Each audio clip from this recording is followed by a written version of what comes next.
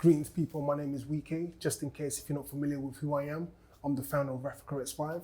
I'm also a media creative who believes and aims to strengthen bonds of solidarity between all indigenous and ethnic groups in the diaspora of African descent. Now, I believe that poverty in Africa is mainly caused by bad leadership and also our cultural aspects and religious beliefs and practices that's being used against us as acts of barriers to sustainable development. During the partitioning of Africa, the Berlin Conference in 1884, colonial powers superimposed some of their domains on a continent.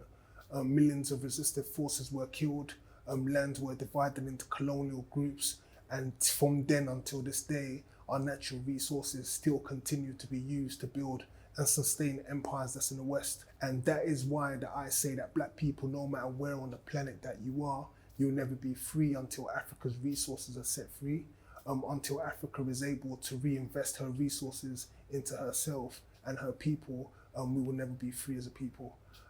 I believe that once we get rid of this problem, it will immediately eradicate most of the crimes and the poverty that we face in Africa.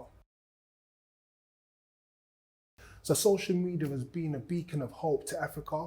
The youth are in charge of what trends. Social media has brought fame and economic opportunity on a crazy scale to many content creators in the continent that's telling their stories about Africa. Another thing is that Ghanaian president, he launched the Year of the Return a few years back, which was an initiative to observe the 400th anniversary of enslaved people landing in the USA. He also issued out an invitation for those from the diaspora to return home. This initiative alone brought and attracted about 200,000 visitors to Ghana and injected about 1.9 billion into the economy. Ghanaian economy grew so much that African countries are looking to launch similar tourism campaigns. So yes, social media has significant cultural, social and economic benefits on the continent by amplifying African stories and also connecting Africa to the rest of the world. So now I'm going through a transformative experience. I'm more observant, not saying that I wasn't before, but now I'm more tuned into things. I listen more carefully to different types of ways of how people express themselves with the use of the English language. I feel to understand racism, you have to understand the English language. I don't like excessive use of words that tend to conceal reality, like euphemistic language. I don't like people that conceal their intentions with the use of soft language. I feel to have a better control of a narrative or to resolve issues in the black communities, people of power should make use of simple, honest, direct language. So think of it like this: why do politicians or lawmakers, they discuss issues concerning you and your community using vocabulary, or they use language that they know that you wouldn't understand? And why wouldn't you understand these languages? It's because of your social settings, your economic position. You probably went to a public school and have a low job security because of that. And on average, probably you're on an average standard living and also a high risk of poverty.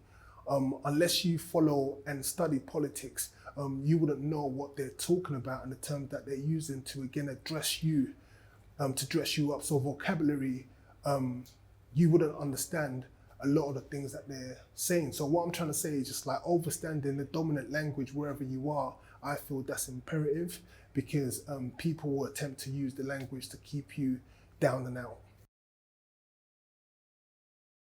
So as a game designer, I try to bring relative ideas that can help in delivering some of these problems that we face in the community.